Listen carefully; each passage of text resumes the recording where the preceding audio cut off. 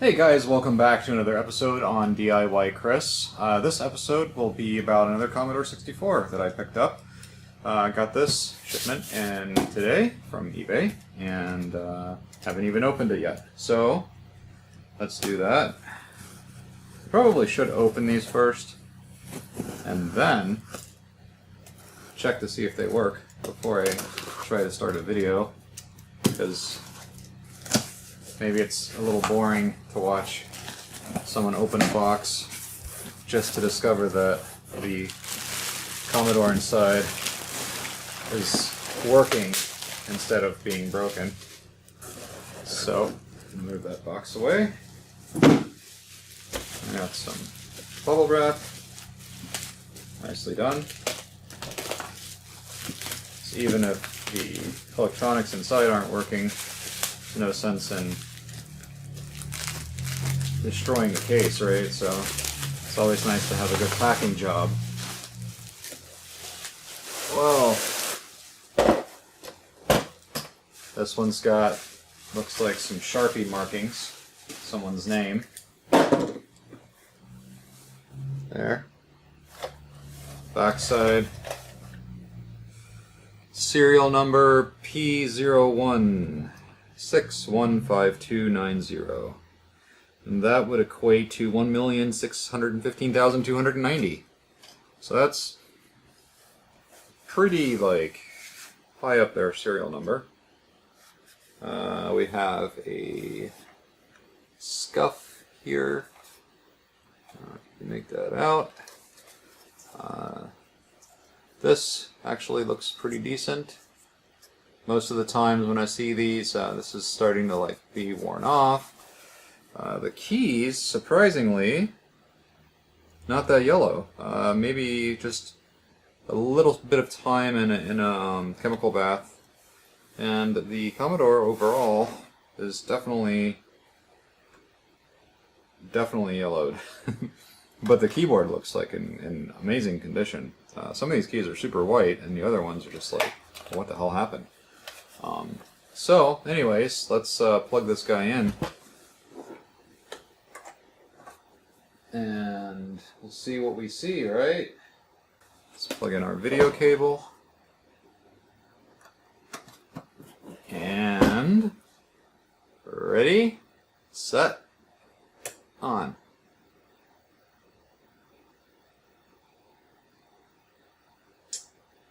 That's a whole lot of nothing.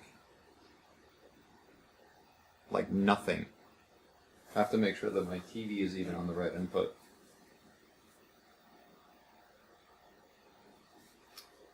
We are on AV, just like we're supposed to be. Alright. Wow. This is exciting. We now have something that we can... Oh, there's a screw missing. Oh, great.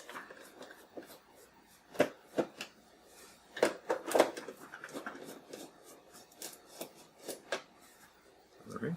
This one came right out. This one... This one doesn't want to come out. So turn it over. Okay. The RF shield is intact. Wow, okay, so it looks like the board wants to come up when I pull on the keyboard connector. So we're definitely missing a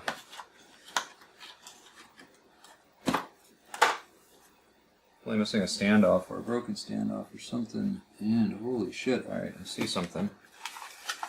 Okay, so I'm going to set this aside.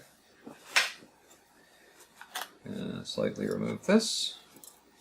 And have a look inside.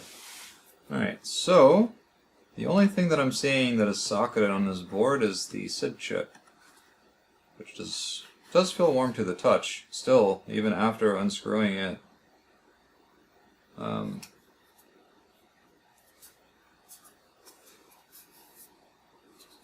PLA doesn't seem too hot. So, in the interest of trying to keep this alive, if there is a voltage problem, I'm going to pull out the SID chip, number one, because if there is some sort of short, we don't want to break an otherwise maybe working SID chip. And number two, we don't need the SID chip to verify whether the Commodore works or not. Now, here is an interesting thought. We're not even getting video. Like, no indication that we're getting a video signal. So, I'm going to say that the PLA is probably fine. We should check the VIC chip, but first I'm going to check voltages and see, maybe we'll get lucky and it's just a bad voltage regulator. Actually, I'm going to lay this down here like that. And I'm going to plug in. And let's just plug the video back in too, because sometimes if the SID chip is bad, it would normally cause a black screen, right? Not like a no signal. Okay, so what's that? We need voltage.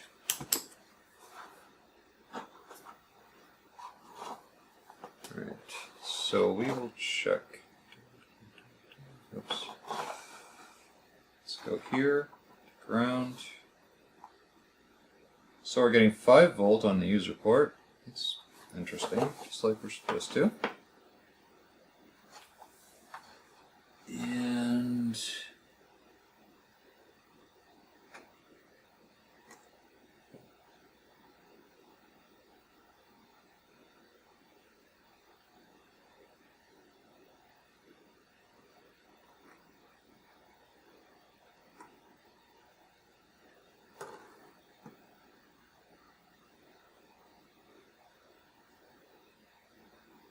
what the hell? This isn't even getting hot.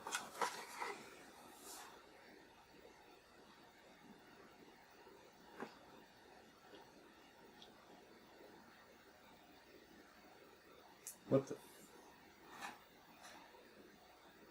I wonder if we've got a bad rectifier. Or, yeah, full wave bridge rectifier. It's possibility there's a short. I've seen this kind of issue before, and the problem ended up being the bridge rectifier. So what we'll have to do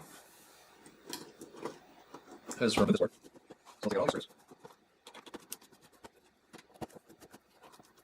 Remove that stand over there.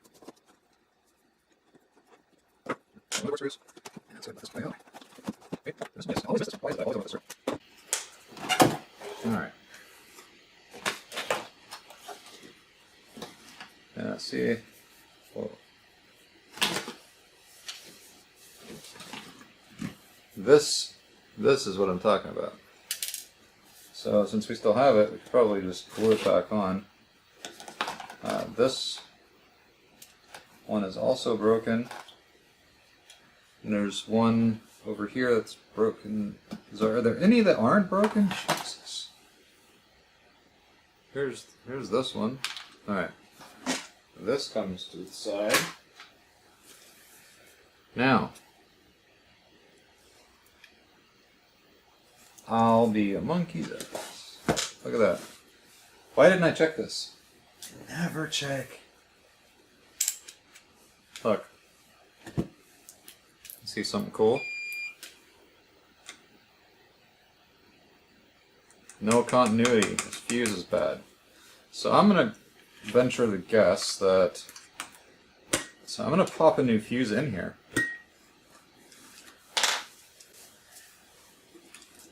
Okay. So with the new fuse, we're getting good continuity. Now I'm going to turn this on, watch the fuse. If there's a problem with this board that I think it is, then this is going to just light up red. So we still have some time to turn it off before it blows the fuse.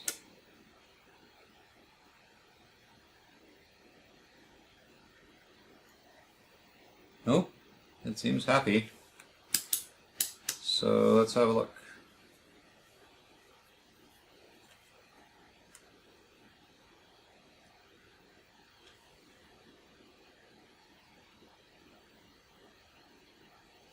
5 volt at the 5 volt regulator. Oh, you know what? Let me zoom out a little bit so you guys can see what I'm doing. Alright. So here I'm just at the 5 volt regulator, and we are getting 5 volts indeed. Okay, and then I'm going to test the output at the 12 volt regulator. And there we're getting 11.86, a little low, but nothing to be concerned about. So, fuse is good. That means the rectifier is working because we're getting the right voltage on the, well, let's test the input. We got 18 volts. Alright, that's a little low, but PLA is getting some heat. These chips are getting warm. Let's plug in our video. We're getting a black screen.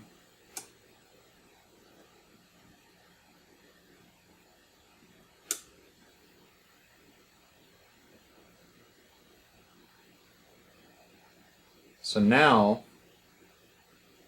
the issue could be a number of things. Now we're getting a black screen. That also means that we can stick in a dead test cartridge and see if we can get that to come up. If the PLA is bad, then we're probably going to continue to get a black screen, and we're going to have to desolder this chip and put in another PLA so that we can test the rest of these. We can't take out these, because that would be my number one thing, is I would take this, and this out. So these are the CIAs. You can take those out and you'd still have a running Commodore. You would have your basic and kernel and character ROMs. You need those when you turn the C64 on, but for a dead test you can take these out. So the only things that you really need for a dead test are your CPU, your PLA, and that's it. And your RAM, obviously. So let's have a look. Grab that. Okay. And this is cartridge that I sell, that I actually make and then sell on eBay, on Etsy, on my store. All the links are down below for all that stuff. So if we turn it on and we get flashes, that when maybe the PLA might still be good. If we turn it on and we just continue to get a black screen, now keep in mind dead test takes about 15 seconds or so before it actually comes on the screen because it's doing RAM tests and stuff. So let's go ahead and turn it on. Let's see what happens.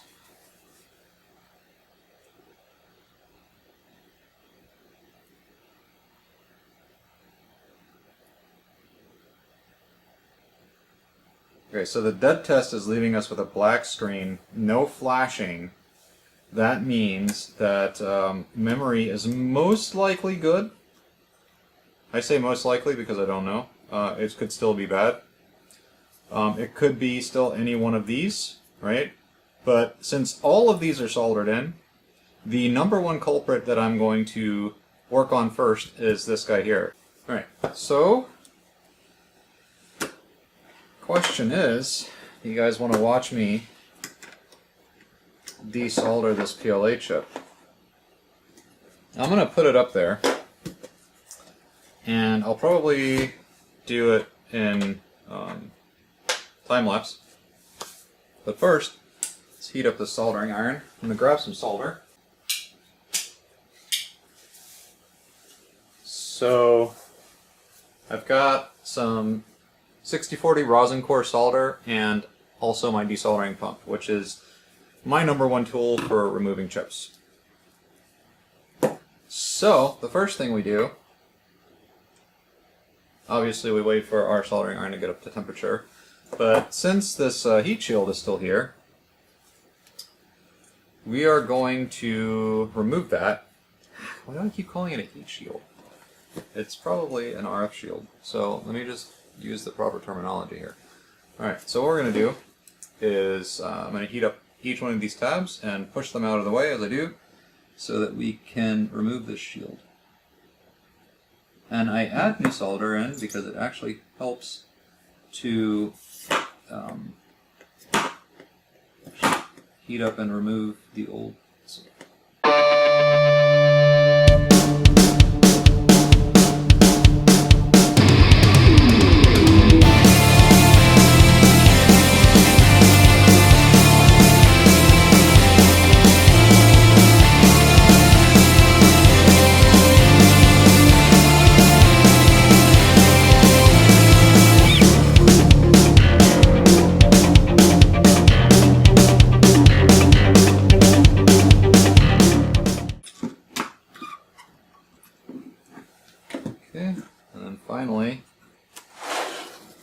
this one. This was a pain in the butt to remove. The heat shield is so big. I mean, the RF modulator. Wow, this was actually a lot easier than ever. Okay. We have access now to the PLA, which is this chip here. On the back side will be this guy. So first thing we're going to do is clean our soldering chip. You have to be very delicate with these because these boards are old, so these pads more likely are going to come up if you don't do it. Good job. So you want to just kind of move along pretty quickly. Obviously you want to make sure you heat it up enough, but you want to move quickly on these.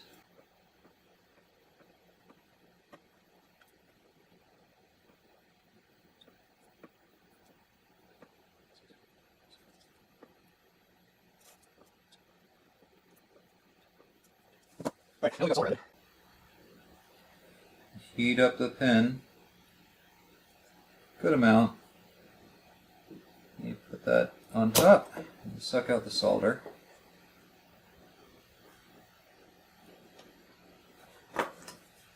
Sometimes you might have to do it multiple times.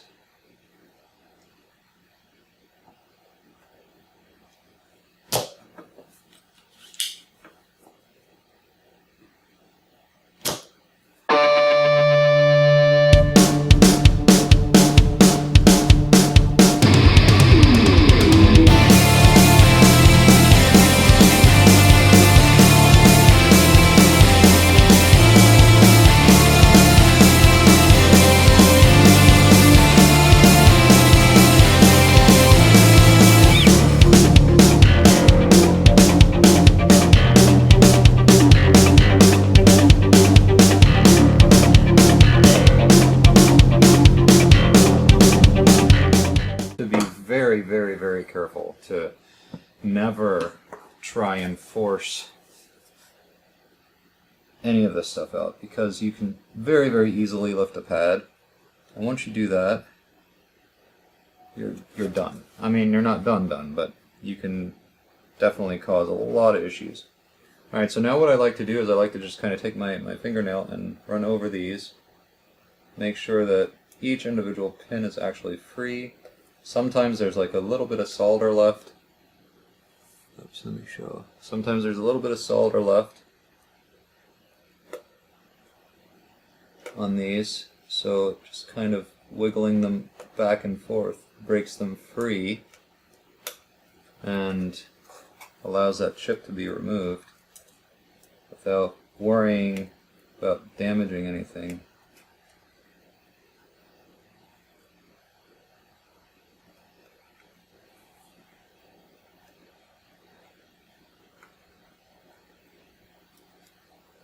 That is super zoomed in, so let me zoom out so you guys can actually see. Sorry about that. Okay, so we'll do the same thing to this side here.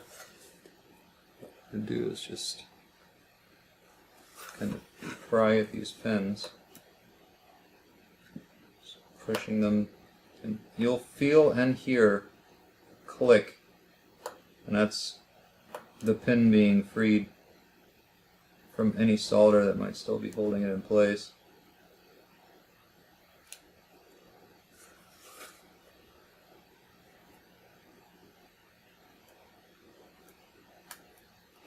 And if you feel that there's a pin in here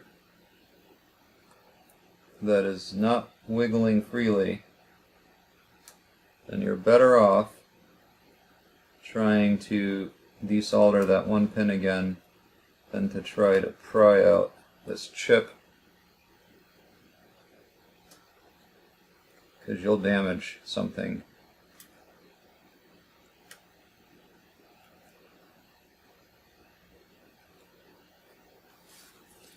Alright, I feel pretty good about this. Doesn't look like there's... You also have to like inspect sometimes like around the top, around the legs, there likes to be solder. And if that's the case, then you'll have a really, really tough time. But I'm not seeing any solder, and these legs all seem to be wiggling around freely. And yet, still feels like something is holding on to the chip.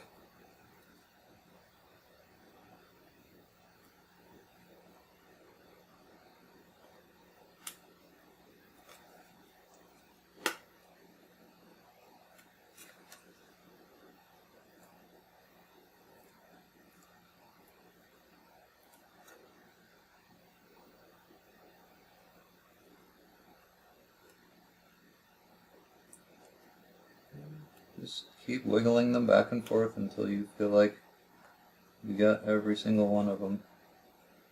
Because even one pin can like hold on to this chip. I'll keep it from coming loose.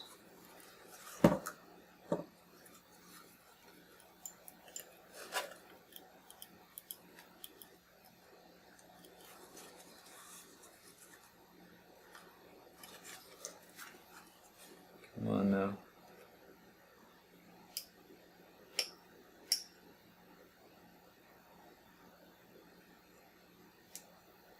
Also, these holes are so small, and sometimes you can get just a little bit of solder stuck to the pin, to like the tip of it, which will make the tip bigger than the hole, and so it can't come out. You know, I don't really like to talk about this a lot, but sometimes when you really just feel like there's no other way for you to remove the IC without damaging the board, and you're sure, or you don't care, that the IC is bad, or you don't care if it's bad or not, then sometimes the best thing to do is to just cut the legs. And you would just cut right along the legs right here, and then you could solder out each pin individually.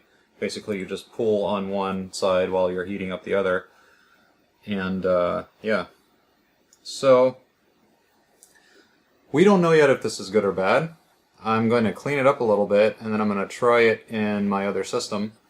But before we do that, I'm going to go ahead and put a socket in here. What I like to use when I do these repairs and whenever I install a socket is I install these. These are precision sockets. Okay, they're holes, circular holes instead of blades. So these are just a lot better for making contacts with the chips. So I'm going to go ahead and drop that in.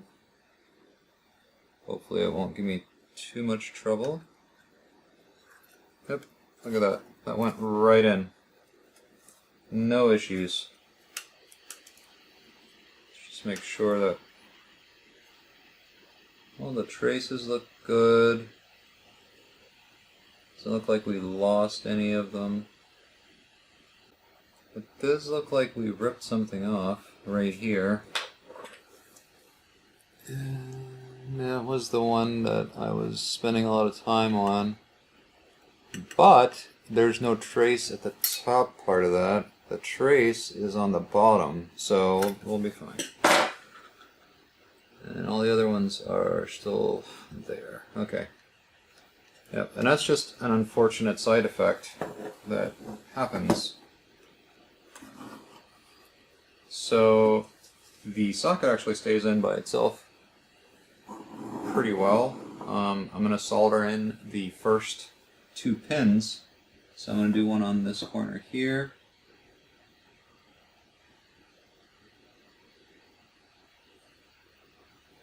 And then bottom corner here.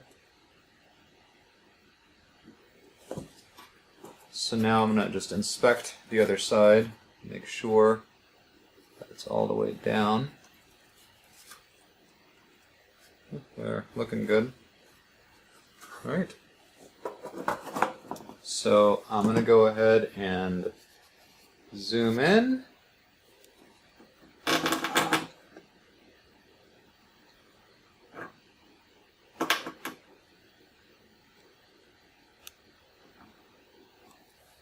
Let you guys enjoy this with a little time-lapse music.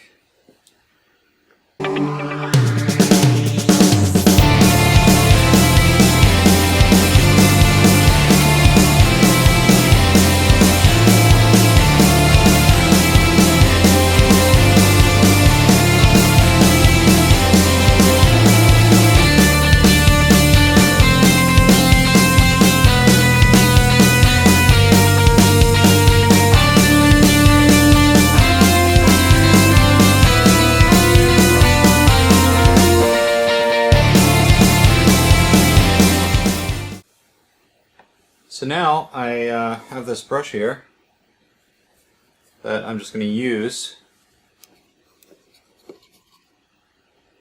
to brush any sort of solder dust that may have landed on the board from my solder pump.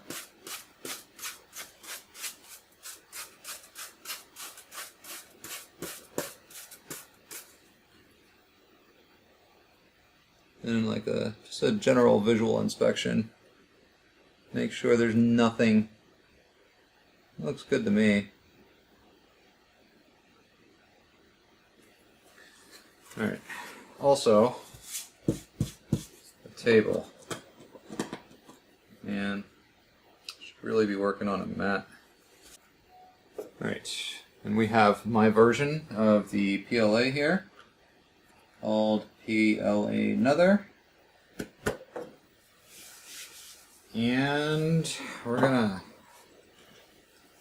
plug this in and hopefully not blow anything up. TV turned off.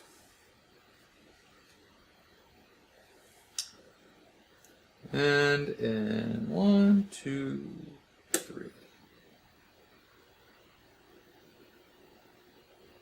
Black screen. Oh wait! Holy shit! Nice. Okay. So that fixed it. Another motherboard saved by replacing a PLA. That's so sad. You know, these things are becoming extinct. Well, okay. So, I guess the only thing I really want to do is run this dead test cartridge in it, just to see if we get anything out of the ordinary. So remember, it takes good 10 to 15 seconds for dead test to start up. And there's our dead test. But you know what? If we're going to do this dead test, I want to test the SID. So that would just be icing on the cake right now if this thing was working. Alright, it's a good sound. Doesn't mean it's working. Just means that it can produce sound.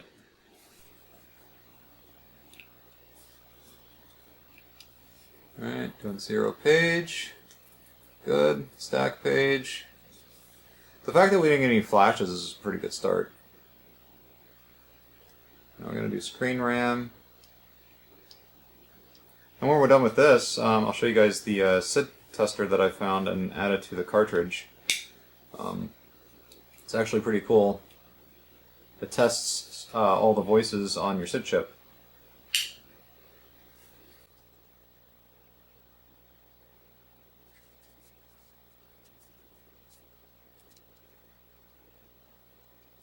That's so long.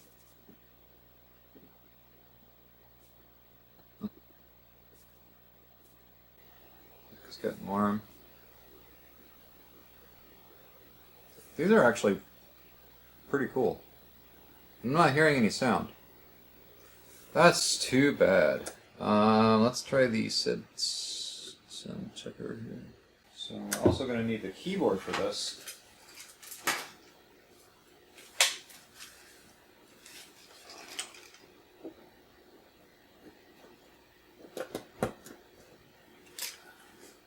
And let's just run all tests.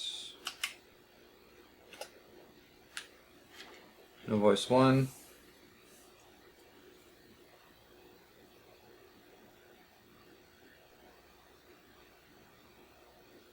Nothing for voice 2.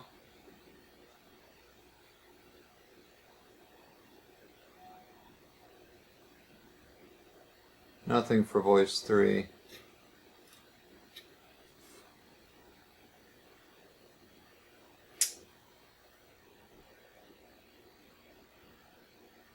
Man,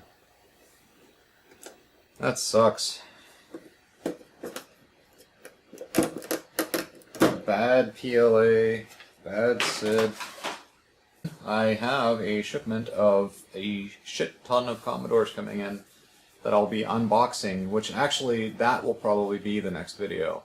So, you know what I'll do is, because I was looking for a way to do 2 videos per week, and I know that seems, I think it's actually a lot for one person to do. I do all of my own editing, and then, you know, I also make these videos, so I have to sit here, and not only do I have to sit here for however long it takes me to fix, I then have to sit and I have to watch that entire video and edit out anything that needs to be edited out, and, you know, just make it look pretty, and create thumbnails, you know, rewrite YouTube descriptions, and you know, all of that stuff. There's so much that goes into this, and there's so many time lapses that you guys actually go through that take 10 minutes for me to do. It takes, you know, 10 seconds for you to watch. So keep that in mind. Like, all of this stuff it takes me at least a good, you know, on a project like this where the chip is, you know, the PLA is bad and a fuse is bad. You know, this takes what, I don't know, 20-30 minutes to troubleshoot. If that, this will probably take me a good 2 to 3 hours to edit. And then another hour or so to upload to YouTube and create the thumbnail and everything else. So a good, you know, 5 maybe hours altogether spent on making one of these episodes. That is along with a full-time job, family, you know, all the things that go along with being a healthy adult, like taking walks and things. Yeah, those I have to make time for too, unfortunately. I also have to sleep, so trying to fit all this in, I'm going to do my best, but I really, really want to roll out 2 videos a week, and those will be fixing the electronics and then fixing the case. So I'm pretty sure I'm not going to get a whole lot of views on the fixing the cases, because, you know, those are probably less interesting to people and they probably can figure them out themselves. But either way, I'll still put them up, because all of these Commodores that I fix, I resell. And I also tag the video in the sale so that the seller, or sorry, the buyer, can actually go and look at the video of how their particular system was restored from a non-working state to a working state, so they know exactly what they're getting. So that's it. Again, I want to mention that if you have a broken Commodore 64, you don't have anybody to fix it, you don't know how to fix it, send it to me. I'll fix it for free, unless there are parts involved. Okay, if there's a part involved, then, you know, I'll charge you for whatever the part is. And I'm not going to even charge you retail for the part. I'll charge you whatever it takes me to buy the part. Okay? In return, I get to air the content of me fixing your Commodore, and you get to watch how it was fixed. So that was cool, right? So, like I said, if you've got a broken one, you pay for the shipping, you pay for whatever it costs me to replace the part. If it's a PLA, you know, it costs me, I'm not going to tell you, but it's not as much as if you were to buy it on eBay or Etsy or Amazon or wherever I sell these things. So again, that would be really cool if you guys want to do that. Other than that, this is the end of the video, so I would like to just say that if you haven't yet, subscribe to my channel, click the bell for notifications. If you liked the video, give me a thumbs up. If you didn't, give me a thumbs down. Leave a comment down below, and I'll see you guys in the next one.